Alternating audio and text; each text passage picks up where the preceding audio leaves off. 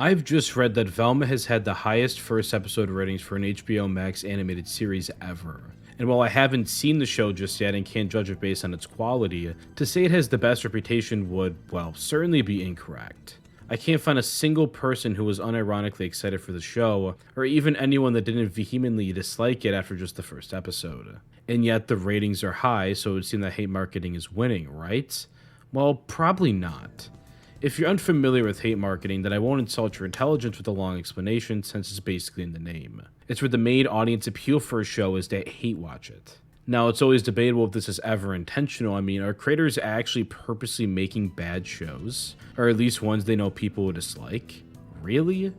And I don't know those answers, and neither do you. Only the TV executives do. But let's go based on the assumption that Velma at least was made to be a good, cathartic hate watch, just for the sake of this little thought experiment.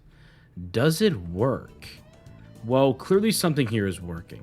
You don't just debut as HBO Max's most viewed animated show without doing something right.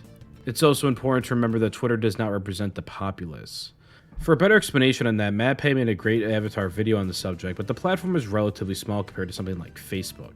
It might be getting hate over there too, I'm not sure since I never use it, but my point here is that the entirety of Twitter could hate something, but that thing could still be beloved by other audiences. But, well, considering the audience score on Rotten Tomatoes is sitting at a whopping 8% right now, while the critic score being certified rotten with 53%, I don't exactly think any audience is enjoying this show. So, okay, everyone is probably just hate watching it. But it doesn't matter as long as people are still enjoying it, right? Wrong. And this is where streaming services just don't seem to get it, and is basically the point of this whole video. While I won't pretend to know subscription numbers, especially ones after big releases like this, my brain just won't let this one go. A passing thought just keeps lingering in my mind. Maybe I just do know better than these executives. Because this isn't cable. If this were cable, then this hate marketing strategy would undeniably work, because you have ads, and a ton of them at that. Almost a third of a 30-minute cartoon block is ads. And ads don't care if you're watching because you like a show or because you hate a show. As long as you're watching, you'll see that ad. Subscription-based services are different though, and the content they offer is much more specific.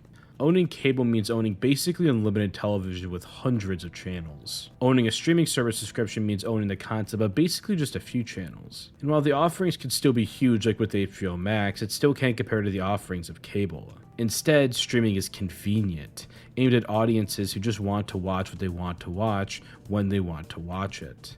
That's the main draw. However, this presents a unique problem. There needs to be specific shows you actually want to watch in order for you to shell out the money for the subscription, especially with so many different streaming platforms out there. The model is based on customer brand loyalty with an agreement of anywhere from $10 to $15 a month as long as a platform provides shows that are worth watching. Sure, some people will even still watch with the ads, but you still have to do that initial sign up.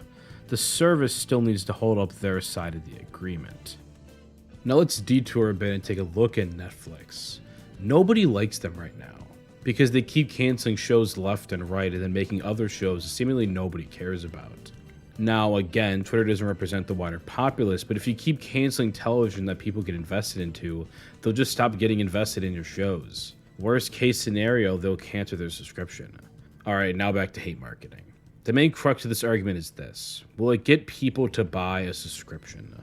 Logistically speaking, nothing else financially matters. If it can't become a reason for people to join the platform, or a reason they stay on the platform, it doesn't really need to exist from an executive standpoint. Of course, it still has artistic merit though, as everything does in some way. But at that point, views don't really matter. Rather, the experience taken away from that view, or the legitimate non-hate-filled intrigue behind that view, are what actually matters. Now, I don't know about you, but I'm just not going to pay $10 to $15 to watch a show just for a good hate watch. Maybe some people would, but I can't imagine it. And with one show, this isn't really a problem.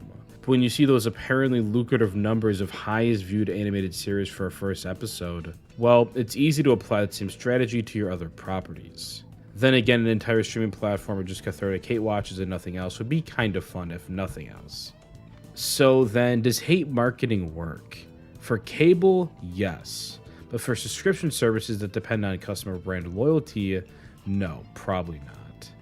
At least I can't imagine they do, since who is going to purchase or keep a subscription based off a show that everyone seems to despise? Sure, they may watch it if they already have a subscription because why not, resulting in big numbers, but is that really the point here? At least Phineas and Ferb got renewed for 2 new seasons on Disney+, so we have that to eagerly look forward to. And, as always, thank you for watching.